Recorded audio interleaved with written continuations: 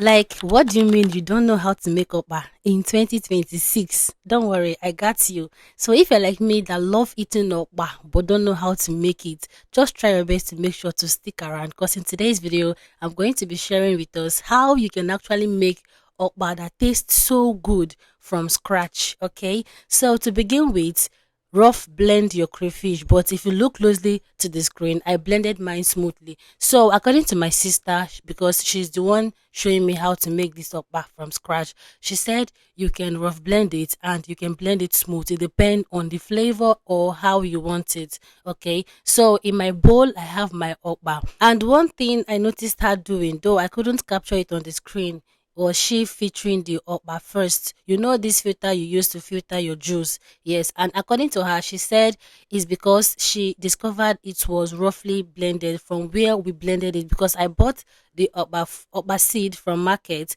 and I asked them to blend it. Unluckily for us, we bought rubbish, okay? But that's gonna be a story for another day. This is our first time doing this.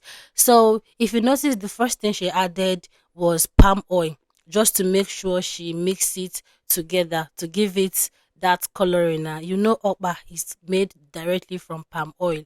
So this part is just she using her hand to like mix it up together so that the okpa can marry the red oil. Then after that, she asked me to bring hot boiling water. I brought it and she was like, no, no, no, no, no. We need to dilute it because we need warm water, not hot, not cold.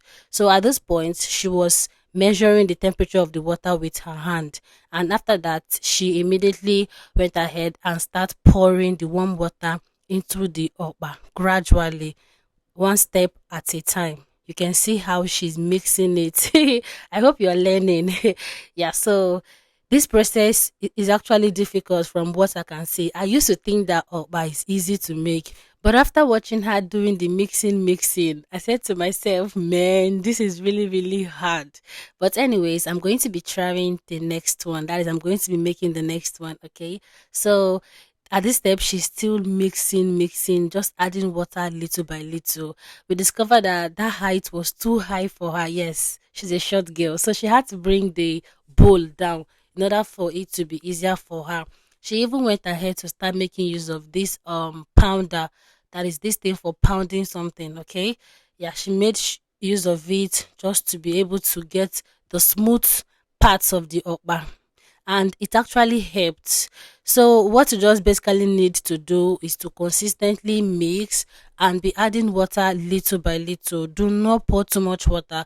You know what we're trying to get is not too watery and not too thick. Yeah, some people love their okpa to be extremely thick, while some people just love it to be mild. So I think the best is for it to be mild, and this one came out mild and so sweet.